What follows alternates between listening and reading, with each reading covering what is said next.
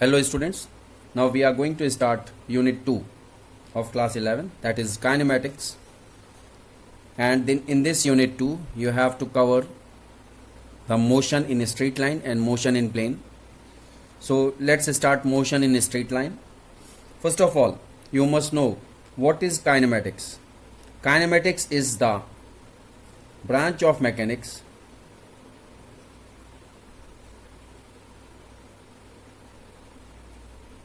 in which we study the mechanical motion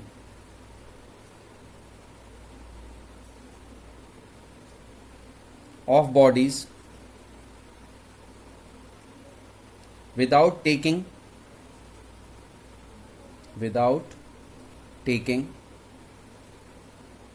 into account of the cause of motion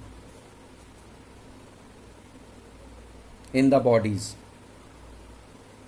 What does it mean? That we should not take the account of cause of the motion of the body. मतलब हमको ये मतलब नहीं है कि motion का cause क्या है, हम मैकेनिकल मोशन पे स्टडी करेंगे, उसके कॉज पे स्टडी नहीं करेंगे. So that is known as kinematics. And with the kinematics you must know very important term which is known as frame of reference. This is frame of reference.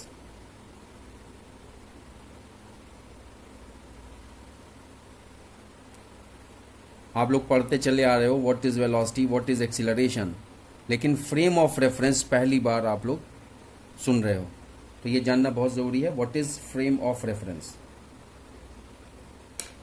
So write down what is the frame of reference. Understand this. The fix point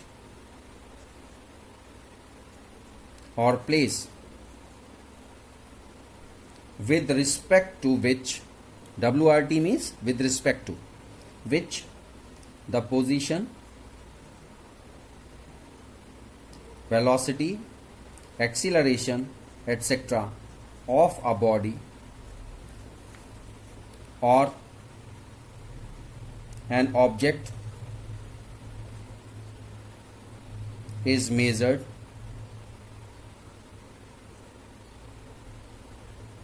This is the definition of frame of reference. The fixed point or place with respect to which the position, velocity and acceleration of a body or an object is measured. मतलब कि हर velocity, acceleration या position को measure करने के लिए हमको एक fix point मानना पड़ेगा और उसे ही फ्रेम ऑफ रेफरेंस कहते हैं. फ्रेम ऑफ रेफरेंस को हम लोग इस तरह से समझते हैं कि suppose X Y Z axis है, O X is X axis, O Y is Y axis and O Z is Z axis, and if there is a point at certain position and if we consider all the three axes to show the position, real position, actual position of the point, then क्या होगा? इस point की x axis से जो distance होगी, means x axis की direction में जो डिस्टेंस होगी, दैट विल बी एक्स. इसी तरह से पॉइंट पी की वाई एक्सिस पे जो डिस्टेंस होगी वो वाई होगी और जेड एक्सिस पे जो डिस्टेंस होगी वो जेड होगी. इस तरह से हम इस पॉइंट पी की पोजीशन 3 कोऑर्डिनेट सिस्टम के हिसाब से हम लोग शो कर सकते हैं X, Y and small Z. So x, y, z are the 3 coordinates through which we can show the position of point P in any Cartesian coordinate system. This is Cartesian coordinate system. तो हमारा जो reference हो गया, वो reference point P का जो reference है वो तीनों एक्सिस के हेल्प से ही हमारा रेफरेंस होगा एक्स वाई जेड, क्योंकि अगर हम एक्स वाई केवल बोलते हैं तो भी इनकम्प्लीट है, वाई जेड बोलते हैं तो भी इनकम्प्लीट है. Real position of point P can be known, can be explain by using all the three coordinates X Y and Z. तो ये हमारा रेफरेंस का वर्क करेगा कि फ्रेम ऑफ रेफरेंस इसी के थ्रू डिटरमाइन होगा. Now, Cartesian coordinate system is of two types.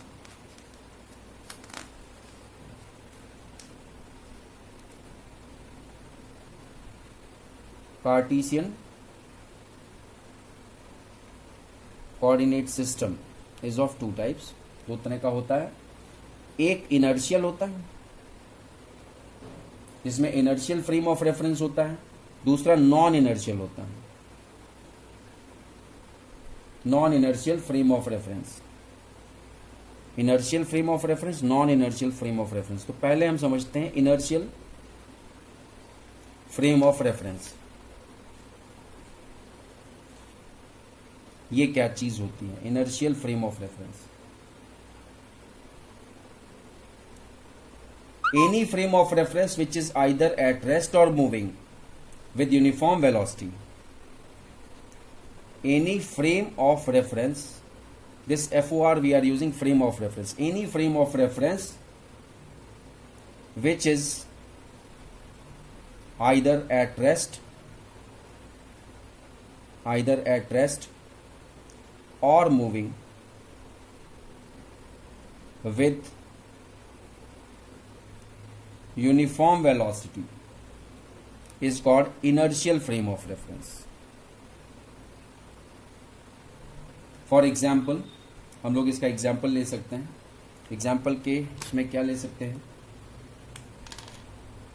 Example, if a train is moving on horizontal track, train moving on horizontal track with constant velocity. Constant velocity या uniform velocity एक ही चीज है. Constant velocity and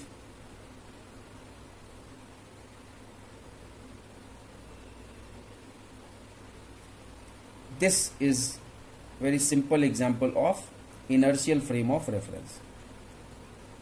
Inertial frame of reference. Now we can take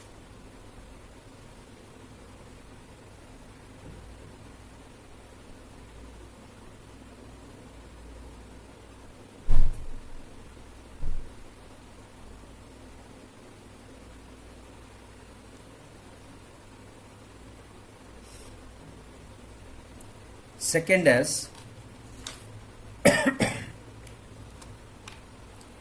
non-inertial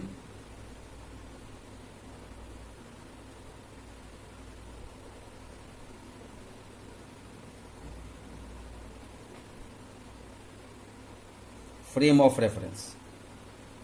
What is non-inertial frame of reference? A frame of reference, write down this, a frame of reference which is accelerated,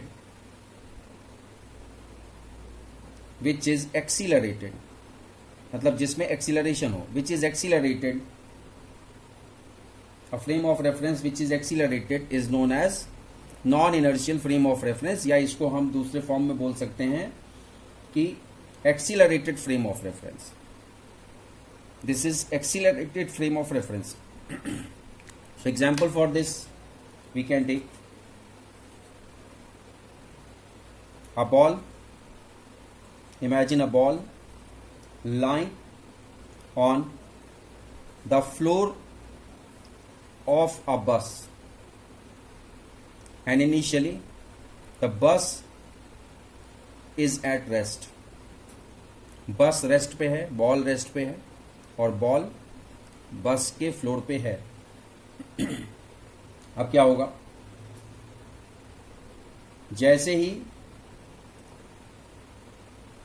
बस accelerate होगी, वो ball अपनी position से move करेगी। The ball starts moving, the ball starts moving when the ball starts moving when the bus is accelerated. So this is the example of the accelerated frame of reference. इसको हम non inertial frame of reference की जगह accelerated frame of reference बोल सकते हैं। Accelerated frame of reference, A means accelerated and F O R means frame of reference. तो इस तरह से कार्टेशियन कोऑर्डिनेट में दो तरह के फ्रेम ऑफ रेफरेंस होते हैं। This is just as a theory, आपको मालूम होना चाहिए कि फ्रेम ऑफ रेफरेंस क्या होता है, इसलिए मैंने इतना समझाया, वरना इसका बहुत ज़्यादा यूज़ आपके सिलेबस के हिसाब से नहीं है, बट ये जानना जरूरी था। Now we will talk about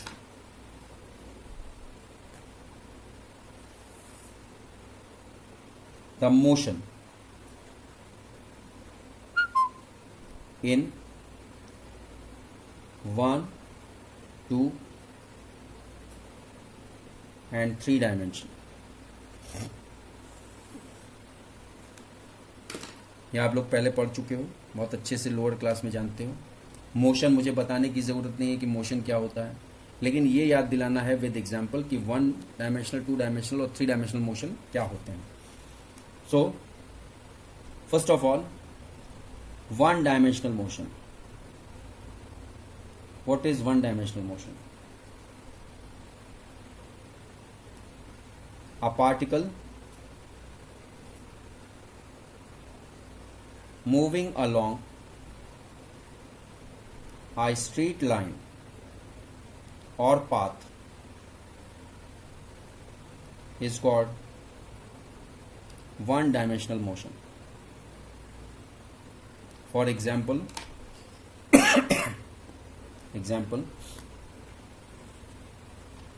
motion of a bus on a straight road. Now, second is two-dimensional motion. This was first, this second. Two-dimensional motion.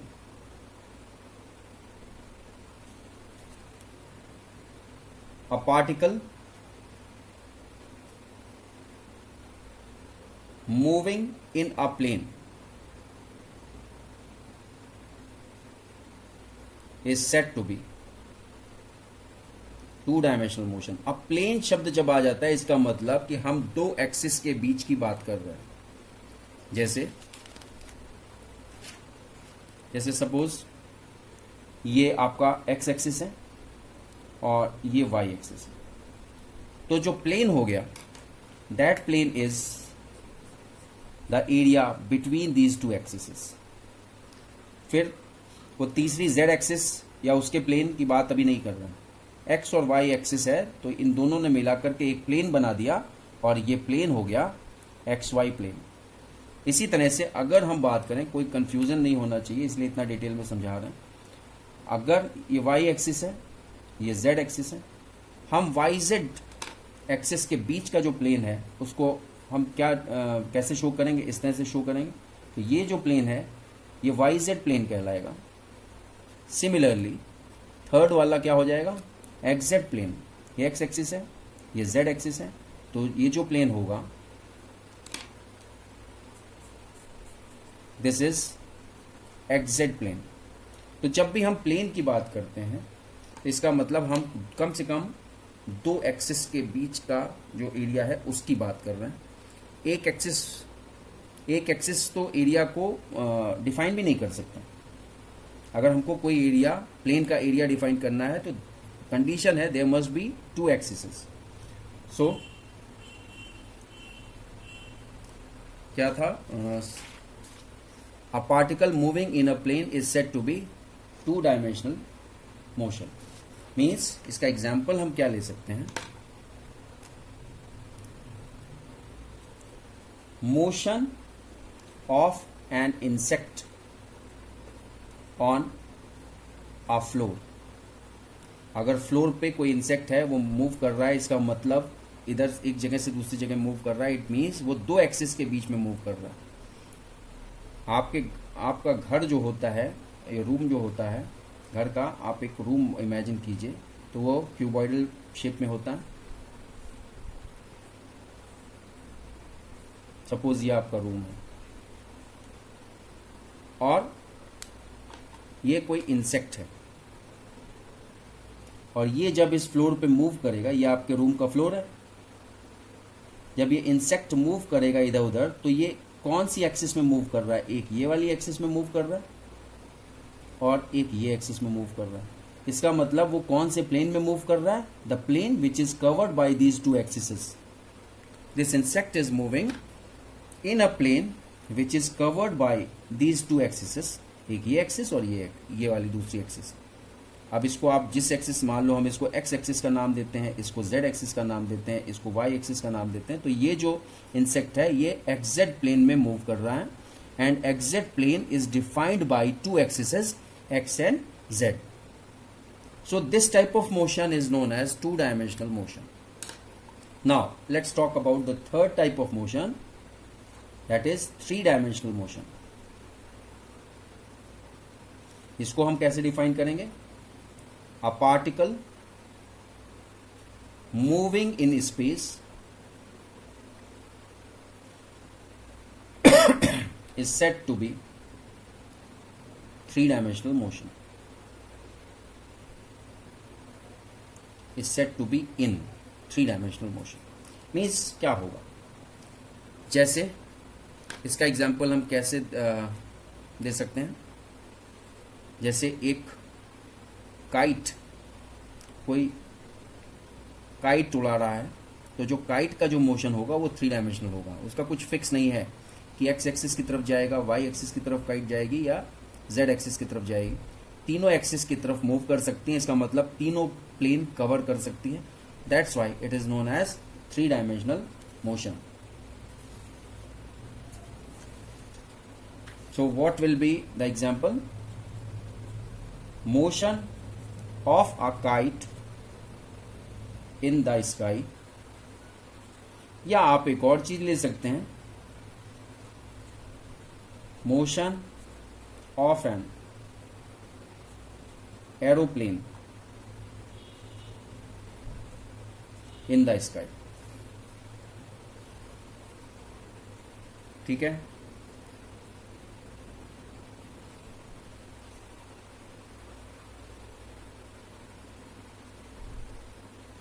अब तीनों मोशन में जो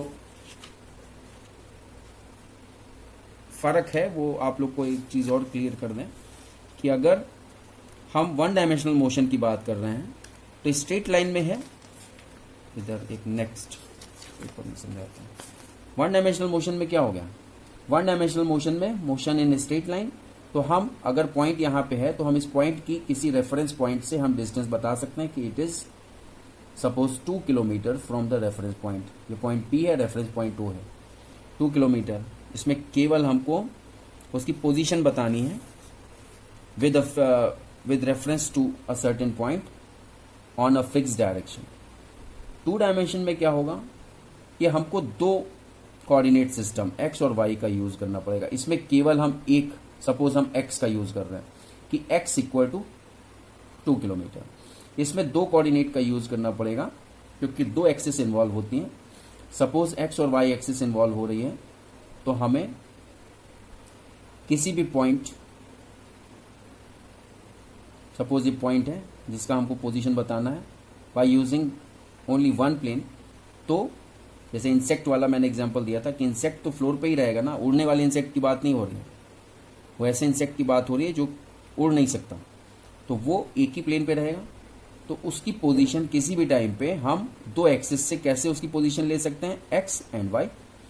इसी तरह से थ्री डायमेंशन में अगर हम यहाँ पे उड़ने वाले इंसेक्ट की बात करें, या जैसे एग्जाम्पल दिया काइट की बात करें या एरोप्लेन की बात करें, तो इसका इस पॉइंट की जो रेफरेंस होगा वो बिना तीनों कोऑर्डिनेट के बताए हुए हम इसको इसकी पोजीशन बता ही नहीं सकते। एक्स वाई एंड जेड, ये बेसिक डिफरेंस होता है, ये आपको पता होना चाहिए, इसलिए इतना और बता दिया आपको।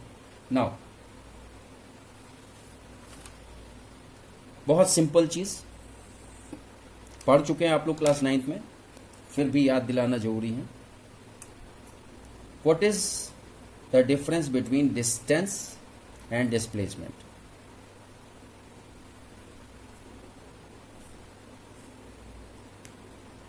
डिस्टेंस और डिस्प्लेसमेंट में क्या डिफरेंस होता है?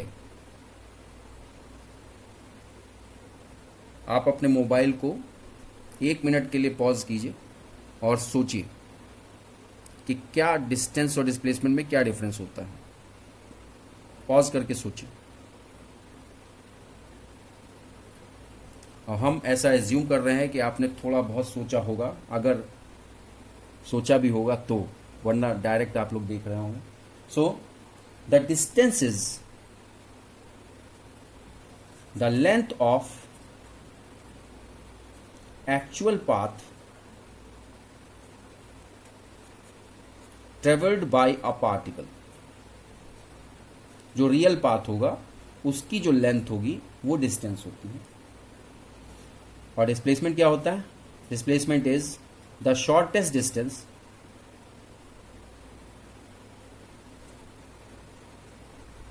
या शॉर्टेस्ट लेंथ, डिस्टेंस नहीं बोलेंगे, शॉर्टेस्ट लेंथ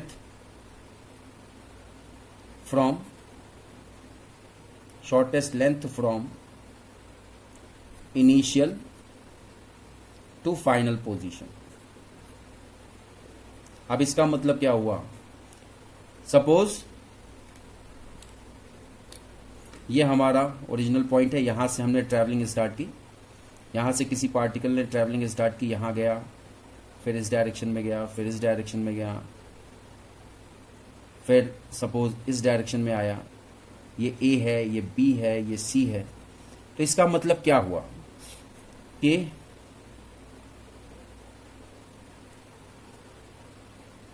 ये सी कर लिया, इसको सपोज डी कर लेते हैं। इसका मतलब क्या हो गया कि पहले पार्टिकल ओ से डी तक गया, डी से ए तक गया, ए से बी तक गया, फिर बी से सी तक गया। It means the total length of actual path covered travelled by the body, it means जो डिस्टेंस होगी वो इन चारों, इन 1 2 3 4, इन चारों के लेंथ ऑफ पाथ के समेशन के बराबर होगी। It means the distance will be O D plus D A plus A B और प्लस लास्ट में बी सी।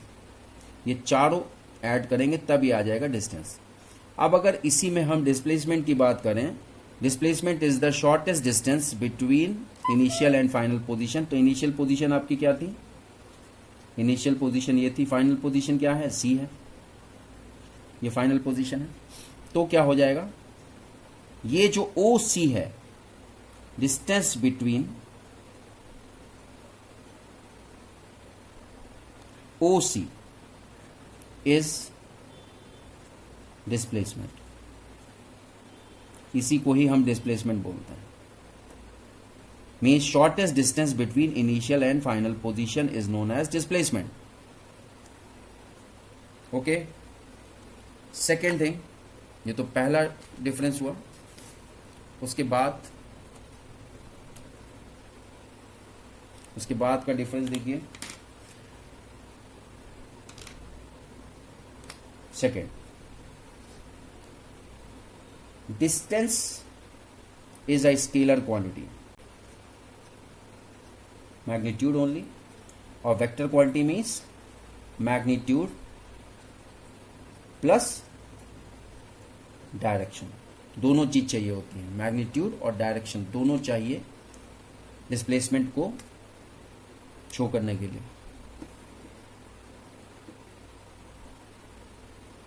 Now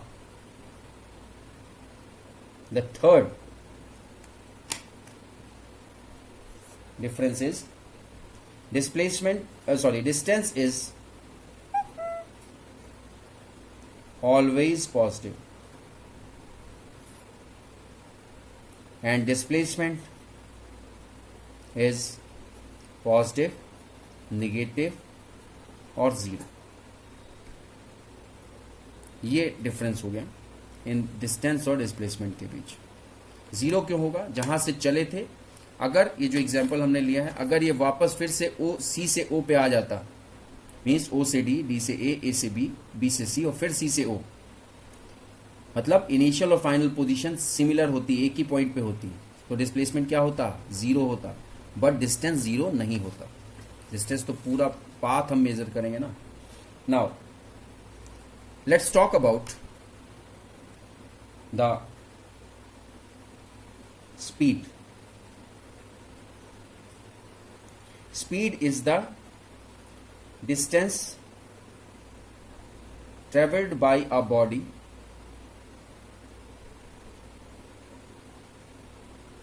per unit time. इसका मतलब क्या हुआ कि हम याद कीजिए आप, speed is equal to distance upon time. ये फॉर्मूला हम लोग ने क्लास 9th में पढ़ा था, उससे छोटे क्लास में भी आप लोग को पढ़ाया गया था. And what will be the SI unit of speed? It is metre per second. Metre for distance and second for time. And in CGS unit it is centimetre per second.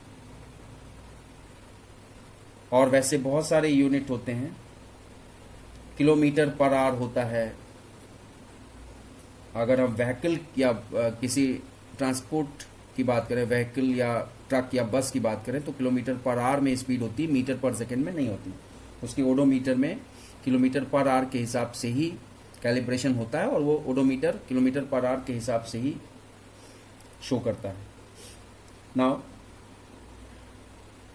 Conversion आपको पता होगा. 1 kilometre per hour can be converted into metre per second. 1 kilometre has got 1000 meter and R has got 3600 second. So 1000 meter upon 3600 second, when we will do like this, we will get 5 upon 18 meter per second. So we can say that 1 kilometer per hour is equal to 5 upon 18 meter per second. This conversion you have to remember. ये आप पढ़ भी चुके हैं और आपको याद भी रहना चाहिए. Now ये तो हो गई बात स्पीड की. अब हम बात करते हैं यूनिफॉर्म स्पीड की.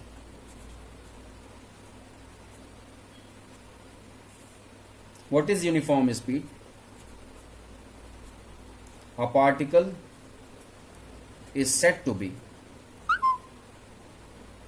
Moving with uniform speed if it covers equal distance in equal interval of time.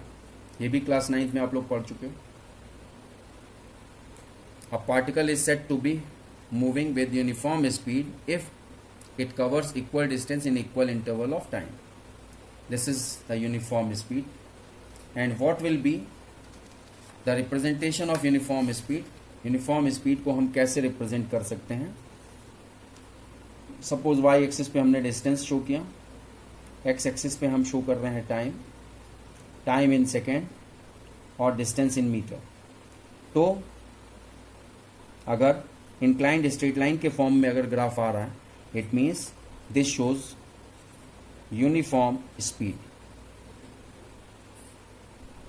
अब हम बात करते हैं वेरिएबल स्पीड की.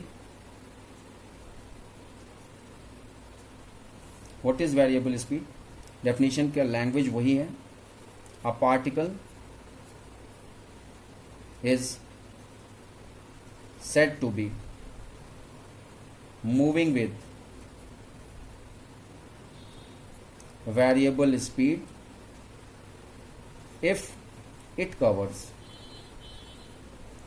unequal distances in equal interval of time. केवल एक वर्ड का अंतर है वेरिएबल और यूनिफॉर्म में. कौन सा वर्ड है वो? ये it covers equal distance. Equal, और यहां पे क्या है, it covers unequal distance. Equal और अनइक्वल इन दोनों का ही डिफरेंस है, बाकी डेफिनेशन सेम है।